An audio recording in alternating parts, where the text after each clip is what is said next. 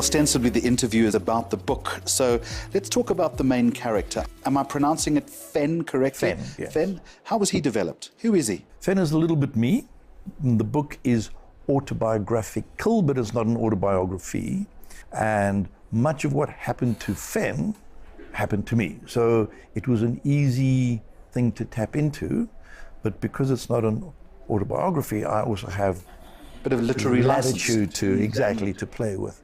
And I found it quite easy to write from the eyes of an 11-year-old because for some reason I remembered that very clearly. It was, again, we use the word visceral. I can remember my flat in Hillbrow. I can remember the color of the curtains, etc., etc. So that part of the task was easy.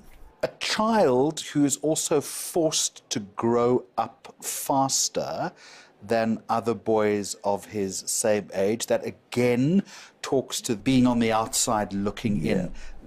That, I presume, is also part of your life journey. Yes, because the book revolves around a father who's ill, and my father was definitely, in that same sort of set of circumstances. So all that goes to you, again, having a slightly different perspective to life compared to maybe other children who are your same age, but going through a more normal nuclear family and everything is happy and hunky-dory. Is it difficult to find that inner emotion? If you're referencing your father, you're looking deep within your own soul. Initially, it was quite difficult.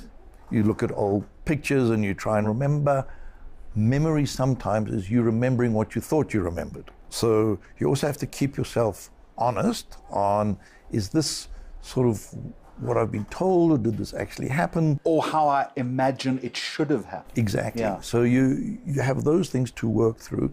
But in the end, I became that person quite easily because of the habit. When I sat and I wrote in those mornings, John, the 11-year-old, sort of began to manifest himself.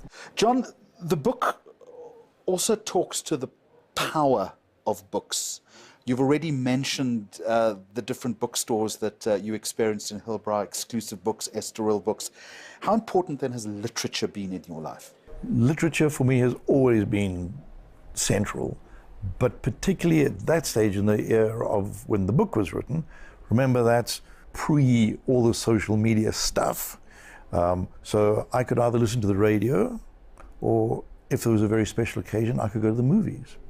And movies was a big deal, and people dressed up to go to the movies. So if you're a slightly lonely boy and you're living in a flat in Hillbrow, and you don't have access to any of the social media that you have now, a full bookcase is a pretty interesting place to go exploring.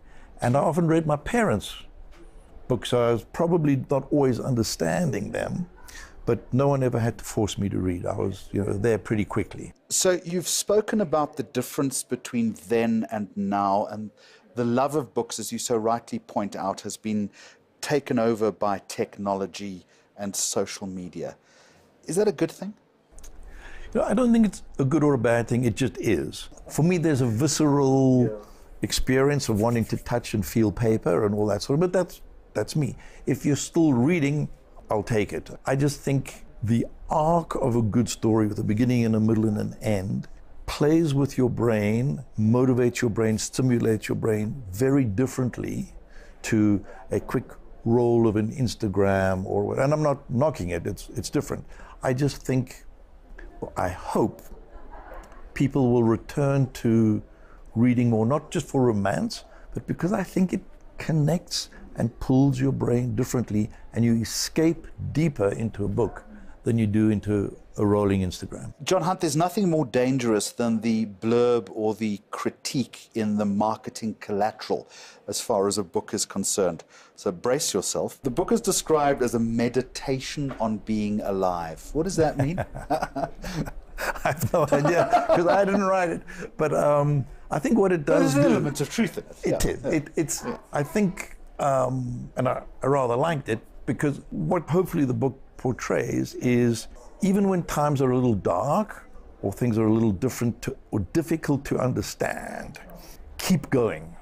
There is that proverbial light at the end of the tunnel, and look for the good in things, because we can be quite negative quite quickly, and you can start this cycle that goes down. And this is a boy who... And it goes down quickly, doesn't it? Yeah. Who probably has the odds stacked against him, but kind of in his own way just keeps going. And there is a reward for being open-minded, being thoughtful, maybe even being kind, as opposed to these days you're told, very competitive, get there first, which also has its place, I suppose. But I think the book tries to say, be respectful of those around you and be open to other people's points of view. More with ad man John Hunt and his new book, The Boy Who Could Keep a Swan in His Head, when Mags on Media continues.